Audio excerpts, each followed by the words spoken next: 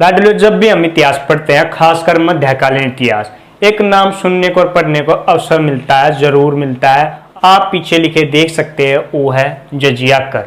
मध्यकालीन इतिहास में तो बहुत बार आपको जजिया कर मिल जाएगा पढ़ने को या फिर सुनने को।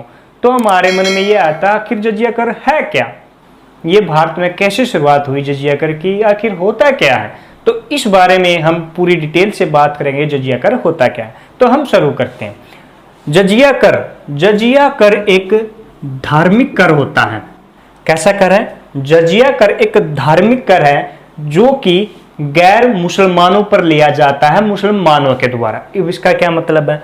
जो मध्यकालीन इतिहास है, विशेषकर हमारा मुस्लिम इतिहास से ही जाना जाता है, यानी कि मुसलमानों ने हम पर शासन किया, मुसलमान ही सम्राट होते थे, बादशाह होते थे। वे अपनी जनता जो गैर मुस्लिम होती थी, यानी कि सिख, हिंदू और भी अलग अलग धर्म के लोग थे, उनसे लिया जाता था क्या? जजिया कर। क्यों लिया जाता था अब जजिया कर? जजिया कर इसलिए लिया जाता था क्योंकि जो वे लोग रहते हैं इस्लामिक राज्य में, वो अपने धर्म के अनुसार पूजा पाठ कर सके। जो हिंदू हो हिंदू धर्म के अनुसार, जो सिख है, ईसाई है, वो अपने धर्म के अनुसार पूजा पाठ कर सके। इसीलिए जजिया कर लिया जाता था। किनसे? गैर मुसलमानों से। किनसे? गैर मुसलमानों से, वो भी उसके बादशाह द्वारा। तो ये था जजिया कर। आपको पता लग गया जजिया कर क्या है और किन से लिया जाता था, क्यों लिया जाता था, पता लग गया। अब बात करते हैं कि आखिर जजिया कर की भारत में शुरुआत कहां से होती है। जजिया कर की शुरुआत अगर याद हो तो आपको, पहला मुस्लिम आक्रमण मोहम्मद बिन कासिम ने किया था, वो भी सिंध प्रांत पर भारत के। तो इन्होंने आक्रमण किया था, जो किया था 712 ईस्वी में। सिंध प्रांत के देवल में सबसे पहले मोहम्मद बिन कासिम ने जजिया कर को वसूला था। कब? 712 ईस्वी में। उसके बाद तो जजिया कर का इतिहास भारत में शुरू हो जाता है। जब भी मुसलमान शासक आते हैं, उन्होंने जजिया कर लिया है। शुरुआत होती है 1206 में दिल्ली सल्तनत की। 1206 से शुरुआत होती है जजिया कर की नियमित रूप से। जो सम्राट बनते हैं दिल्ली सल्तनत के, उनके द्वारा। इनमें भी कई शासक ऐसे हुए हैं जिन्होंने ठीक तरह से, जो एक प्रक्रिया होती है उसके तहत जजिया कर वसूला। कई ऐसे शासकों जिन्होंने बहुत ही अत्याचारी के साथ जनता को बहुत ही परेशान किया अपनी, उसके साथ वसूला है जजिया कर को। इनमें नाम आता है, आप अच्छे जरा जानते हैं, एक दिल्ली सल्तनत का खुखार था अलाउद्दीन खिलजी। अलाउद्दीन खिलजी का नाम प्रमुख आता है। क्यों आता है? अलाउद्दीन खिलजी ने जजिया कर और खराज, एक खराज नामक कर होता था, दोनों एक साथ लिए जाते थे। अब खराज होता था भू राजस्व, यानी कि जो भूमि से प्राप्त होता है कर, उसको बोलते भू राजस्व, और उसको बोलते थे इस भाषा में, फारसी में, खराज। खराज और जजिया कर दोनों एक साथ लिए जाते थे। ये नहीं पता था कि इसमें जजिया कर हम कितना दे रहे हैं और खराज कितना। यानी कि एग्जाम्पल के लिए आप मान ले कि 5 रुपए है, उसमें हमारा खराज भी आ गया है, उसमें हमारा जजिया कर भी आ गया है, तो दोनों एक साथ आ गया। तो ये वसूल किया जाता था अलाउद्दीन खिलजी द्वारा, बहुत ही अत्याचार के द्वारा वसूल किया जाता था। अगर कोई व्यक्ति खराज या जजिया कर जो एक साथ लिया जाता वह नहीं दे पाता था, तो उसको गुलाम बना लिया जाता, और गुलाम बनाकर गुलामों का व्यापार होता था, उन्हें वहां पर बेच दिया जाता था अलाउद्दीन खिलजी के द्वारा। अलाउद्दीन खिलजी के समय के ही एक इतिहासकार हुए, काफी फेमस, आपको नाम पता होगा तो, बर्नी। बर्नी हमें बताते हैं उस समय की बात अलाउद्दीन खिलजी की। क्या बताते हैं बर्नी में? बर्नी बताते हैं कि अलाउद्दीन खिलजी ने काजी मुइदुद्दीन, काजी हुए, इनके कहने पर जजिया कर लगाया था। काजी मुइदुद्दीन ने अलाउद्दीन खिलजी को सलाह दी थी कि जो हिंदू या जो गैर मुसलमान है, उनको अपमान करने के लिए उन पर जजिया कर लगाना चाहिए। ये बात उस समय के इतिहासकार बर्नी है, वो बताते हैं। उसके बाद एक और तानाशाह शासक होता फिरोज शाह तुगलक। आपको नाम, फिरोज शाह तुगलक ने क्या किया?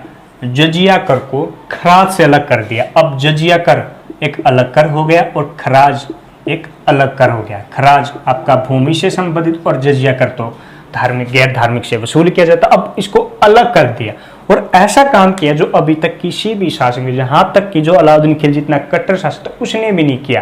क्या किया? फिरोज शाह तुगलक ने ब्राह्मणों पर भी जजिया कर को लगा दिया। इससे पहले ब्राह्मणों को इस कर से मुक्ति दी गई थी, जिस वजह से ब्राह्मणों ने फिरोज शाह तुगलक के खिलाफ विद्रोह कर दिया, हड़ताल की, लेकिन फिरोज शाह तुगलक ने अपने आदेश वापस नहीं लिए। मजबूर होकर आखिर में जो दिल्ली की जनता थी उन्होंने ब्राह्मणों का कर स्वयं वसूल करने का निर्णय लिया। तो ये थे फिरोज शाह तुगलक।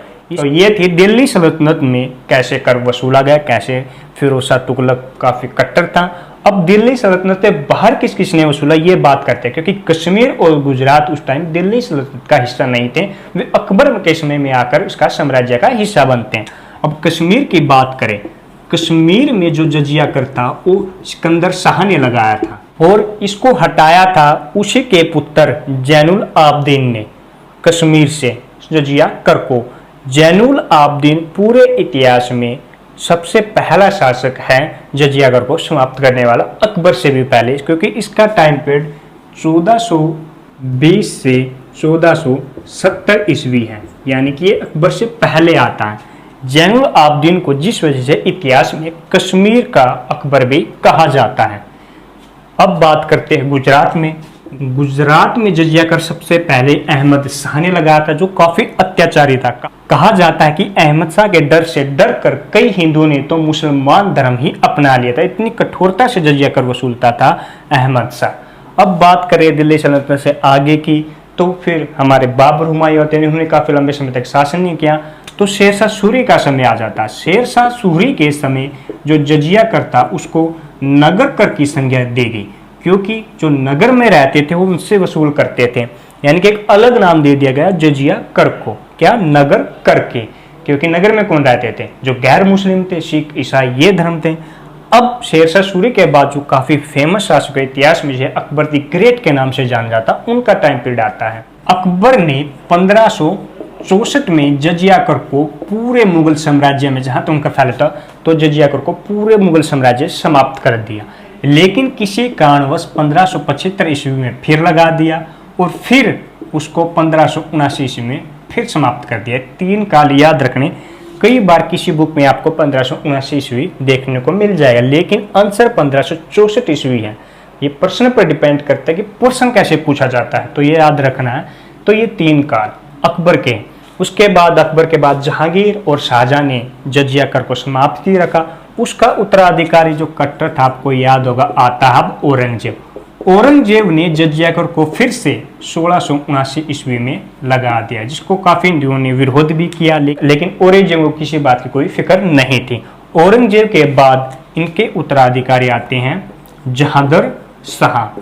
जहांदर शाह ने जुल्फिकार व असद खान जो इसके प्रधानमंत्री थे, उनके कहने पर 1712 ईस्वी में जजिया कर को समाप्त कर दिया, लेकिन कुछ इलाकों से, पूरे मुगल साम्राज्य से नहीं, जहां से जुल्फिकार व असद खान का संबंध था, ये लगा लो, ये वहां से इन्होंने समाप्त किया, लेकिन पूरे साम्राज्य से नहीं।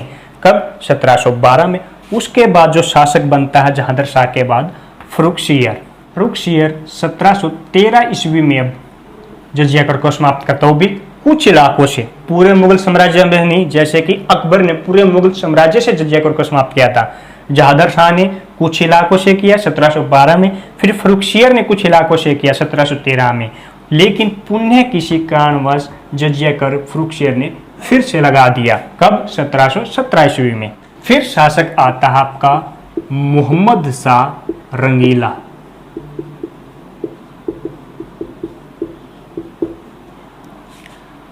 मोहम्मद शाह रंगीला आपका शासक 1720 ईस्वी में पूरे मुगल साम्राज्य से जजिया कर को हमेशा के लिए समाप्त कर देता, और इसके बाद आपको कहीं पर भी इतिहास में जजिया कर की बात नहीं मिलती लिखने और पढ़ने में। तो फ्रेंड्स, ये था जजिया कर का पूरा इतिहास, कहाँ से शुरू होता था, किन किन शासकों ने कितनी कठोरता से वसूल किया, किसने इसको समाप्त किया, किस किस टाइम पर, ये पूरा इतिहास आपके सामने है जजिया कर का। तो फ्रेंड्स, अगर आपको ये वीडियो अच्छी लगी है तो प्लीज़ वीडियो को लाइक करें, शेयर और कमेंट भी जरूर करें। साथ ही हमारे चैनल सब्सक्राइब करना ना भूलें और बेल आइकन बटन जरूर दबा लें, ताकि हमारी न्यू वीडियो आपके पास जल्द से जल्द पहुंच सके। धन्यवाद।